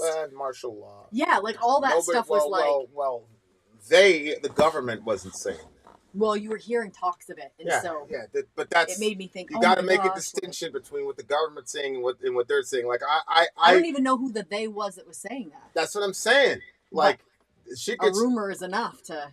For a prepper, a rumor is enough. I mean, they don't even have rumors, and they're already. Well, prepping. Again, I don't even want to say that. I don't even say that because that goes back into stereotyping preppers as people who are not very intelligent. Oh, all you need is a rumor, and they'll go crazy. I don't know. They might be very measured, rational people who are looking at the situation and saying, "Hey." This is a pretty good contingency. I don't want to say that preppers are crazy. I don't think that. Yeah, but you're saying that for preppers, all you need is just a little rumor. No, I think preppers are already prepped, and so any little rumor is okay, we're ready for this. Yeah, but yeah. You disagree? Well, I mean, I think some of the prepper ideology is a little bit. I think some of these people, if you've ever been in an austere situation, the idea that you could have all these resources and that you could hide and like people wouldn't go in there and like it's highly unlikely, man. Like I've seen situations that look damn near apocalyptic. And that's not how it's not how it works, generally speaking. But I don't know. I have to say, like, okay, because I remember there was this thing on the Discovery Channel about preppers. It was a whole show about preppers, and like there was like the subtext of the show was like, look at these people. These people are crazy. Like that was the idea. Like looking at them like a hoarder, type of like that. Like yeah, it was kind of like that, and like you would hear these people talk, and I'm like, look, man, that COVID drill that we all went through in 2020, like the shit that our government did, and like I said. I've got a very like broad sort of like allowance for the government making mistakes during a global pandemic of this kind with a kind of communicable disease. But at the same time, it's like they didn't do a very good job. like I don't know. Like that little dry one social experiment, whatever you want to call it, like a little hectic. They didn't do a very good job. So like for me, the prepper thing is like it makes a lot of logical sense. You know, it's not where I'm at because you know, I've got a different perspective on things. But it's very fascinating to me that we're just now having the discussion. It's 2024. I didn't know that you were upset that we weren't preppers when the whole COVID thing happened. Oh my word! That was in 2020. We've never had that conversation. Oh yeah, I was worried a little bit at first, but then you were like, it did feel like a little bit like we're in the zombie apocalypse because you were like, I'm going out and I'm going to get some stuff. And then I was worried. I'm like, what if he goes out and like he gets shot because people are like trying to whatever. Like I have so many things that I wish that you didn't have to go out. So we had all that stuff. But yeah, you went out, you took care of business, you got the stuff, you came back, you were safe. Yeah, but like you got to understand where I came from. I came from preppers. So when I wasn't prepared. I mean, I would not say your family are preppers. Not preppers like as extreme as it can get, but Y2K, we were ready. Yeah, I mean, a lot of people were ready. I mean, my mom bought some extra cans and shit. It's kind of funny. It's like we were in the Bronx. It's like, come on, man, please. The boy's gonna. There's no basement. There's none of that shit in the Bronx, bro. Like, dude's gonna run up. Hey, please, I mean. Look, man, them people crashed in the Andes Mountain. They ate each other, man. Like, that's people don't understand. Like, go to Liberia, where there's, like, real poverty, where people start eating each other, like, literally cannibalizing each other. Like, people have no idea how ruthless human beings will become when it's their life. Yeah. And the life of their child. Like, especially people who are not socialized to suffer. Right, yeah. Mm-hmm. I saw this thing, like somebody went on a fast for went on a 48-hour fast. There's this big thing with 5,000 comments. Oh my God, you went 2 days without food, blah, blah, blah, blah, blah. I'm like, oh my gosh. These people think that 2 days without food is some like earth-shattering thing. You know what I'm saying? So people have no idea, man. Human beings can get really, really, really, really gnarly, man. Like... that will to live is pretty crazy. So I don't know. It's like Steve says, like chaos doesn't have an order to it. And I feel like the preppers, like it's almost like they believe that because they prepared that somehow brings some sort of like order into their little, it's like, come on, man. Mm-hmm. Like you got, unless you've got a really intricate complex of an underground system. That's what I was going to say, like an underground bunker. You got to have a system, not just a bunker, a system. Mm-hmm. Because dudes will smoke you out like, oh, for real, you're in your bunker? Cool. We'll set everything around you on fire. Okay? Like, and God forbid one of your family or friends is outside, like, Yeah. People will find a way to get in there, bro. Shit, you're right. Oh my people gosh. will find a way to get in there, especially with Facebook and all this shit. They'll know. Like, believe me, dude. And the other thing too is like, by the time it gets to the point where like the prepping is absolutely necessary, there will have been so many national horrors that'll happen up to that point. Yeah. That Yeah. I don't know, man. I don't know. Yeah. But I think that it gives, like, maybe a false sense of security. Agree. You know, if you have that stuff stacked up. I mean, like, I don't know if you remember at my old house down in the basement, I had that shelf. Yeah. And I would stock it down there with some rows of food. Yeah, and I remember. And that was why, like, it gave me some sense of security to know there's some extra there if we need it. But I was always looking for where, again, some of the stuff is just irrational when you actually really think of it. I would like try to, anytime I saw groups of turkeys around where I lived, I would note where they were. So in case there was something, we could go directly out of the area to get them. Like, I'm thinking of this before anything's even happening. Yeah. But then you think to yourself, yeah, lady, everybody else is going to think of that too. They're going to be like, oh yeah, that's where those turkeys are. Let's go get them. And then everybody's going to show up the same area. You know, it's not like, you know, everybody's trying to survive. Yeah. And you have to be ready to do what you have to do to be able to protect what you have. And I know I'm not ready to shoot somebody over a can. Although, if my kids are involved, oh Lord, please don't put me in that situation. No. Don't put me in that situation. You put somebody. Lead me not into temptation. You put somebody. I would. And that's the thing. It's like no, my kids. No. How much of that do you want to? I don't know, man. Like, I don't think prepping is crazy. My thing is, like, if we're at the point where like the prepping is like necessary, I feel confident that I would be able to handle situation above ground. You know. Yeah. I mean, you would never look at me the same, but we'd be all right. That's what I think. But of course, I'm thinking that, you know, like, I don't know. It's one of the worst possible situations to be in. But what a song. 9.5. Oh, 9.6 for me. Yeah, man. Well, what a challenging subject, man. Like, I really don't know, man. I really don't know. Like, and I'm not sure if I'm not gonna say that. For me, like, probably even the reason I never said anything. I mean, I thought I did. I actually thought I said it on the channel before. But in the event that I never said anything to you, I definitely remember thinking your way is different than the way that, you know, obviously when I was a kid, when the Y2K stuff was happening, my dad was in charge of that family.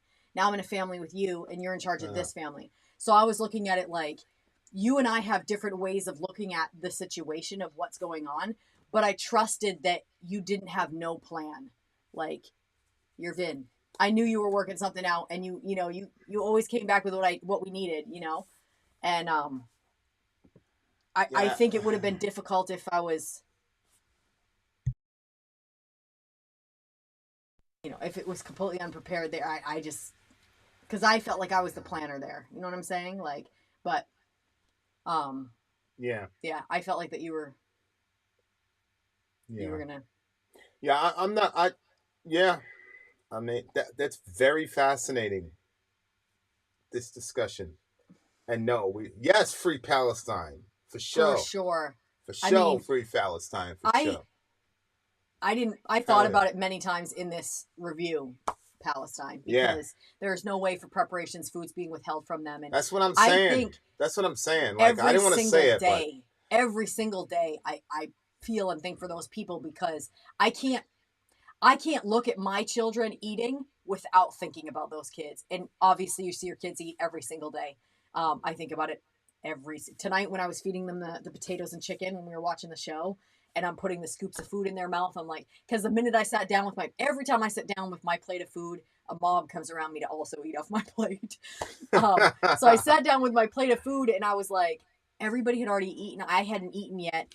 And I was like, no, I'm like, you guys are going to eat your food in like 30 minutes. I'm going to sit down and eat. And then I just like thought of the kids in Palestine. I just thought of all that. I was like, you know what? Come over here. Yeah, that's. Yeah.